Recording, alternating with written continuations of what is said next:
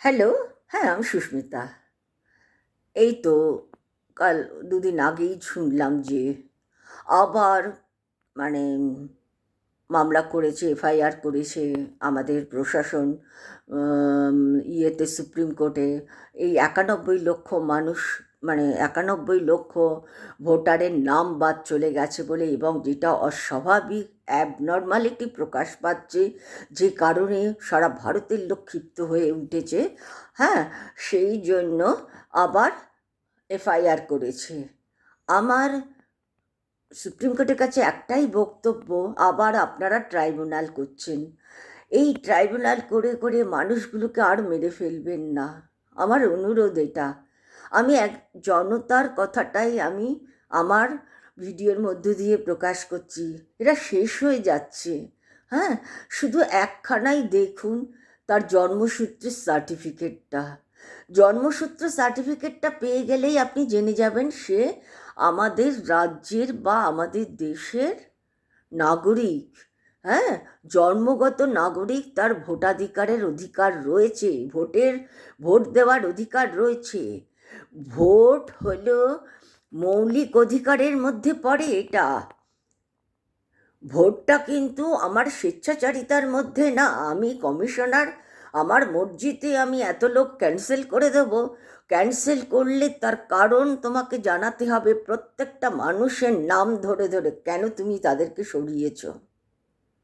প্রত্যেকটা মানুষের নাম ধরে ধরে তাদের কেন তুমি নাম বাদ দিয়েছো সেটা জানুন। আপনারা সমাধান করছেন কিন্তু এর প্রতিকারের ব্যবস্থা করছেন না কেন? আর আমার বক্তব্য, স্টপ করে দিন, এসআইআর স্টপ করে দিন। আমার সবচেয়ে লাস্ট সিদ্ধান্তের মধ্যে যেটা জনগণও চাইছে না, এই মানে এই নির্বাচন হোক ২৬-এর এসআইআর কেন্দ্রিক।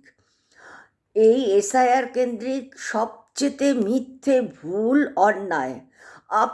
আপনারা বলছেন এবছর আপনি ভোট দিতে না পাচ্ছেন, আগামী বছর তো দিতে পারবেন।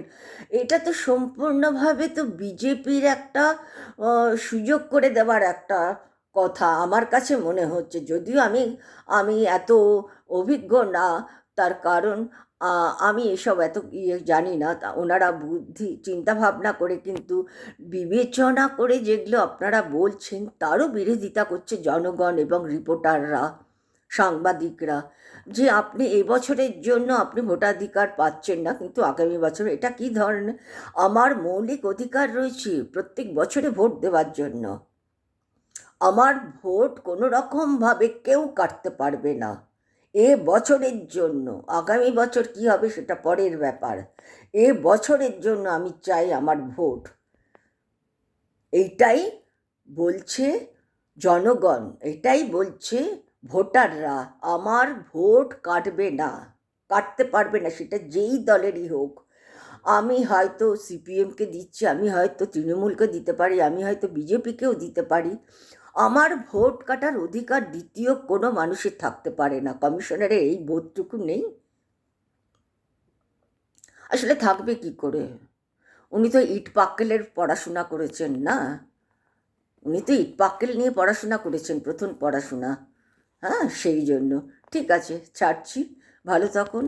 সবাইকে আমি ভালো থাকতে করছি, প্রার্থনা করছি ঈশ্বরের কাছে। আর আমি সুপ্রিম কোর্টের কাছে আমি একটাই অনুরোধ রাখছি, যেভাবেই হোক ৯১ লক্ষ ভোটারের নাম বাদ দেবেন না। ট্রাইব্যুনাল বন্ধ করুন। ট্রাইব্যুনাল যদি রাখেন, শুধুমাত্র আপনারা ডেট অফ বার্থটা নিন। ডেট অফ বার্থ না থাকলে ২০০২-এরটা নিন। ২০০২-এরটাও যদি তারা না পায়, তাদের স্কুল ফাইনাল সার্টিফিকেট নিন।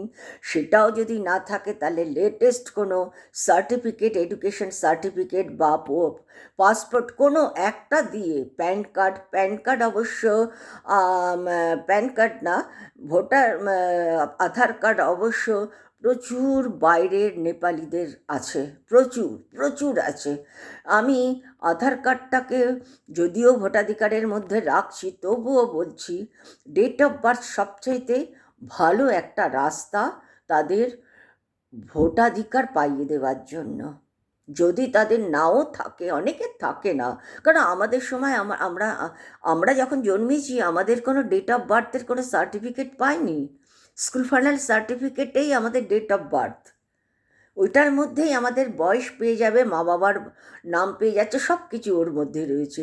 সেই জন্য বলছি আমি সুপ্রিম কোর্টকে, যেভাবেই হোক আপনি 91 লক্ষ লোকের একটারও নাম কাটতে অনুমতি দেবেন না। ট্রাইব্যুনাল শুধু এই কারণে করুন, আর কোনো কারণ রাখবেন না।